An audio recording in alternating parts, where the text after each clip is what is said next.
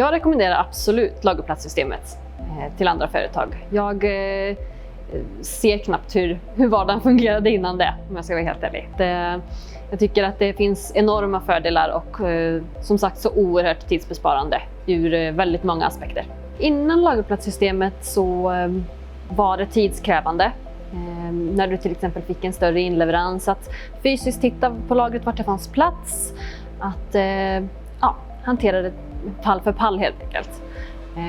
Med lagerplatssystemet så kan vi på några enkla knapptryck få in en hel leverans med många pall, en pall på varje plats, varje unik plats som vi har satt upp i systemet, på ett väldigt tidseffektivt sätt.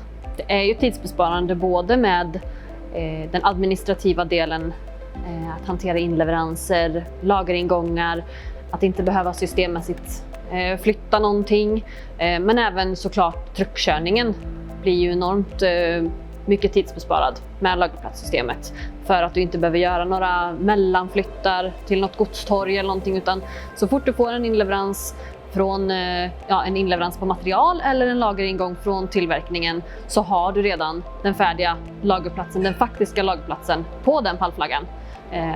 Istället för att till exempel hamna på en fiktiv plats eller på ett godstorg emellan och sen få flytta, utan då har vi satt upp parametrar där vi vill att godset ska hamna, och det är den pallplatsen som hamnar direkt på den pallflaggan.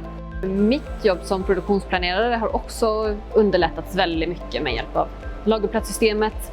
Det är väldigt lätt inventerat. Det är väldigt lätt att ha en struktur på sina artiklar. Att veta att alla de här typerna av artiklar till exempel, de hamnar här.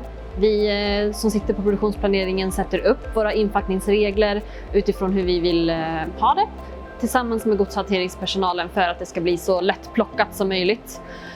Vi får med lagerplatssystemet också en väldigt bra överblick på hur mycket lagret är belagt, om vi har lagret optimerat utifrån volym på platser, viktbegränsningar på platser och så vidare.